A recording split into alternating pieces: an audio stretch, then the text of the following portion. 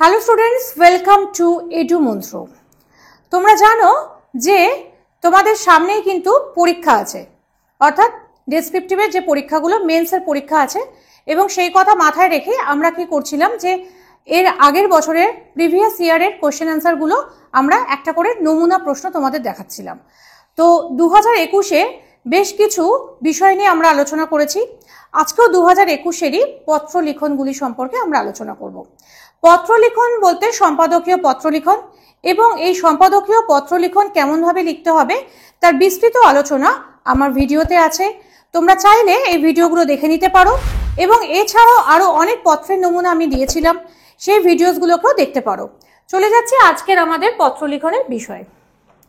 দেখো, 2021-এ আমাদের একটা পত্র লিখন দিয়েছিল, 3টে দিয়ে দেওয়া হয়েছিল। 2021-এ 3টে পত্র লিখনের নমুনা দেওয়া হয়েছিল, এবং সেখান থেকে তোমাদের একটা করতে বলা হয়েছিল। তার মধ্যে একটি ছিল যে বিশ্ব জল দিবস, জল সমস্যা ও সমাধান। অর্থাৎ এখানে এই বিষয়টার ওপর তোমাদেরকে লিখতে হবে সম্পাদকীয় পত্র লিখন। এবং সম্পাদকীয় পত্র লিখনের ক্ষেত্রে যেটা খুব ইম্পর্টেন্ট সেটা হচ্ছে কি, যে পত্র লিখন যখনই করবে সেখানে মাথায় রাখবে তোমাদের কিন্তু ওয়ার্ড লিমিট দেওয়া আছে 150টা। অর্থাৎ এই জায়গাতে তোমরা 150টার বেশি, খুব ম্যাক্সিমাম 5টা ওয়ার্ড বেশি নিতে পারো, কিন্তু তার বেশি করবে না। অর্থাৎ 170টা 180টা হয়ে গেল, এরকম করলে কিন্তু নম্বরটা কিন্তু এখানে কেটে যাবে। দ্বিতীয়ত, যে যখন সম্পাদকীয় পত্র লিখন করবে তখন সেই জায়গাতে কোনো অবস্থাতেই পত্রিকার নাম বা সরণি জায়গার নাম, মানে রাস্তার নামটা না দেওয়াটাই ভালো। অর্থাৎ এখানে অপত্রিকা বা আপত্রিকা, কপত্রিকা, খপত্রিকা এরকম ধরনের অন্য কোনো নাম দেবে। চলো আজকে আমরা চলে আসি বিষয়। প্রথম লাইনে যেটা আমরা লিখবো, মাননীয় সম্পাদক মহাশয় সমীপেশু, অপত্রিকা সরণি কলকাতা। আমি এখানে যে তারিখটা দিয়েছি এইদিকে দেখো, 20 জুন 2024 এভাবে দিয়েছি। তোমরা মনে করলে 20/06/2024 এভাবেও লিখতে পারো। আমি এক একটা জায়গায় এক এক রকম লিখি, কোনোটাই ভুল নয়। এরপরে আমাদের বিষয় ছিল বিশ্ব জল দিবস, জল সমস্যা এবং সমাধান। মহাশয়, আপনার বহুল প্রচারিত পত্রিকার মাধ্যমে উপরি উক্ত বিষয় আমার বক্তব্য পেশ করতে চাই। বিষয়ের গুরুত্ব অনুধাবন করে আপনি আমার বক্তব্য গণমানসে প্রতিফলিত করবেন এই আশা রাখি। প্রথম যে অংশটা, অর্থাৎ এই প্রথম প্যারাগ্রাফে বিষয়টি সম্পর্কে সম্পাদককে চিঠি তুমি কেন লিখছো তার উপর একটা ছোট্ট এনকাউন্টার বা ছোট একটা ভূমিকা তোমাকে দিতে হবে। কিন্তু এটা মাথায় রেখো যে যখনই তোমরা এরকম কিছু করবে তখন অনেক শব্দ একসঙ্গে খরচা করলে কিন্তু তোমার মূল যে বক্তব্য সেই বক্তব্যের বক্তব্যের শব্দ সংখ্যা কিন্তু কমে যাবে। অতএব এই জায়গায় 25 থেকে 30টার বেশি বাক্য কিন্তু শব্দ কিন্তু তোমরা কোনোভাবেই ব্যবহার করবে না। অর্থাৎ যত কম্প্যাক্টলি, যত ছোট করে তোমরা লিখতে পারো ততই কিন্তু তোমার এদিকে ওয়ার্ড লিমিটটা আরো বেশি পেয়ে যাবে। মূল বিষয়টা তোমার থাকবে সেকেন্ড প্যারাগ্রাফ বা দ্বিতীয় পরিচ্ছেদে। সেখানে আমরা যেটা বলছি, সম্প্রতি বিশ্বের ভূবিজ্ঞানীরা গভীর আশঙ্কা প্রকাশ করেছেন এশিয়া সহ সমগ্র পৃথিবীর ভৌম জলভাণ্ডার ক্রম হ্রাসমান। ভৌম জলভাণ্ডার বলতে যা বোঝায় সেটা হচ্ছে যে পৃথিবীর অভ্যন্তরে যে জলভাণ্ডার সঞ্চিত রয়েছে এবং যেখান থেকে গভীর নলকূপের মাধ্যমে বা পুকুরে বা জলাশয়তে যেখান থেকে জলটা উঠে আসে সেই জায়গার জলের স্তরটা ক্রমশ কিন্তু কমছে। এই ক্রমশ কমছে কথাটাকে আমি দিয়েছি ক্রম হ্রাসমান। যদি আমি এখানে বলতাম ক্রমে কমে যাচ্ছে তাহলে সেখানে আমার 3টে শব্দ খরচ হতো, সেই কারণে আমি একটা ওয়ার্ডের মধ্যে এটা লেখার চেষ্টা করেছি, ক্রম হ্রাসমান। ভবিষ্যতে সারা বিশ্ব ভয়াবহ জলসংকটের সম্মুখীন হতে পারে। অপরিকল্পিতভাবে ভৌম জলের উত্তোলন ও অপচয় এই জলসংকট দেখা দেবার অন্যতম কারণ। জলসংকট রোধ করতে না পারলে মানব সভ্যতা অচিরেই ধ্বংসপ্রাপ্ত হবে। এই গভীর সংকটের মোকাবিলার জন্য বেশ কয়েকটি পদক্ষেপ গ্রহণ করা একান্ত প্রয়োজন। গ্রামাঞ্চলে পুকুর এবং জলাশয় খনন করে বৃষ্টির জল ধরে রাখার ব্যবস্থা করতে হবে।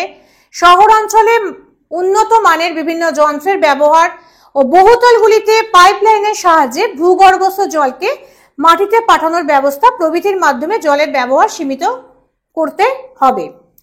রাষ্ট্রপুঞ্জ জলের অপচয় রোধ করার জন্য 1993 সাল থেকে 22শে মার্চ পালন করে আসছে বিশ্ব জল দিবস। অর্থাৎ তোমাকে প্রথমে যেহেতু বলেছে বিশ্ব জল দিবস, কাজেই এই বিশ্ব জল দিবস দিনটা কবে সেটা কিন্তু তোমাকে বলতে হবে এবং তার সঙ্গে তার যে সংরক্ষণে জলের সমস্যা এবং সমাধান সেটা বলতে হবে। যেহেতু আমি ওপরে এইভাবে শুরু করেছিলাম সেই কারণে প্রথমে আমি না করে আমি লাস্ট প্যারাগ্রাফে দিয়েছিলাম যে রাষ্ট্রপুঞ্জ যে জলের যে জল দিবসটা কবে পালন করেছে। এটা মনে করলে তোমরা আগের প্যারাগ্রাফ দিয়ে শুরু করেও অন্য কোনো রকম ভাবে লেখাটা শুরু করতে পারো, যেহেতু বিশ্ব জল দিবসটা দেওয়া হয়েছে। কিন্তু আমি যেহেতু শুরুই করেছিলাম অন্যভাবে লেখাটা, অতএব সেই কারণে সাজানোর কারণে আমি এইভাবে দিয়েছি। আচ্ছা, তারপর হচ্ছে ভারতে বৃষ্টির জল সংরক্ষণের জন্য technical committee on water code development গঠিত হয়েছে। ভারতে জল সংরক্ষণে কৃষিকাজ পদ্ধতি ও সেচ ব্যবস্থার পরিবর্তন আনতে হবে। আমাদের ভবিষ্যৎ প্রজন্মকে স্বপ্নের পৃথিবী উপহার দেওয়ার জন্য জল সংরক্ষণ একান্ত প্রয়োজন।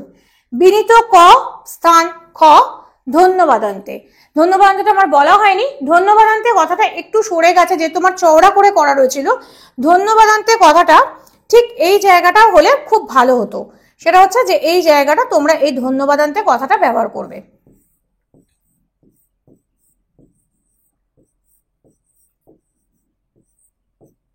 অর্থাৎ এমন ভাবে করবে যেখানে ঠিক এই লেখাটার একদম শেষের দিক করে অথচ মিডিল হবে, একদম সাইডে যেন না হয়। কারণ আমাদের যে লেখার যে গঠন প্রণালী আছে, অর্থাৎ আমাদের যে সিস্টেম আছে, সেই লেখা অনুযায়ী ধন্যবাদান্তে কিন্তু কখনোই একেবারে বাঁ দিকে যাবে না, আবার যেখানে বিনীত হয় একেবারে ডান দিকে সেদিকেও যাবে না। অতএব ঠিক মিডিল করে হবে। যেহেতু লেখাটা আমার চওড়াচৌড়ি ভাবে করা হয়েছিল সেজন্য লেখাটা একটু সরে গেছে, তাই আমি দেখিয়ে দিলাম যে লেখাটা সবসময় এদিক করে, অর্থাৎ একান্ত প্রয়োজন দেখো ঠিক তার তলার অংশটা যাতে সেখানে ধন্যবাদান্তে কথাটা লেখা হয়।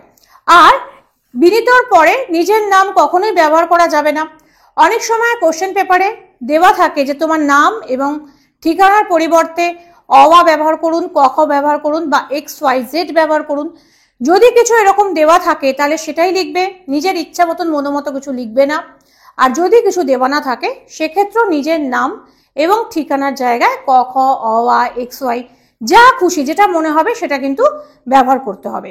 এই ছিল আজকের আমাদের বিষয়, সেটা হচ্ছে যে আমাদের 2021-এ যে বিষয়টা দেওয়া হয়েছিল সম্পাদকীয় পত্র লেখনের ক্ষেত্রে বিশ্ব জল দিবস, তার জল সমস্যা ও সমাধান। মাথায় কিন্তু সবসময় রাখবে যে বিষয়টা লিখবে, যখনই চিঠি লিখবে তখনই কিন্তু তোমাদের ওয়ার্ড লিমিটের কথা মাথায় রেখে লিখতে হবে। 150টা ওয়ার্ড লিমিট, অর্থাৎ তুমি যখন লিখতে বসবে তখন সম্পূর্ণরূপে তোমার বক্তব্য গুছিয়ে তবেই কিন্তু লেখালেখি শুরু করবে।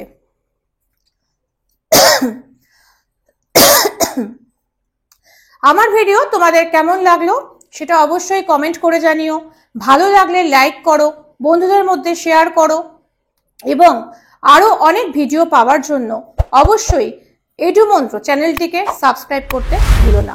আজকের জন্য এইটুকুনি, ফিরে আসবো অন্য কোনো ভিডিওতে আবার।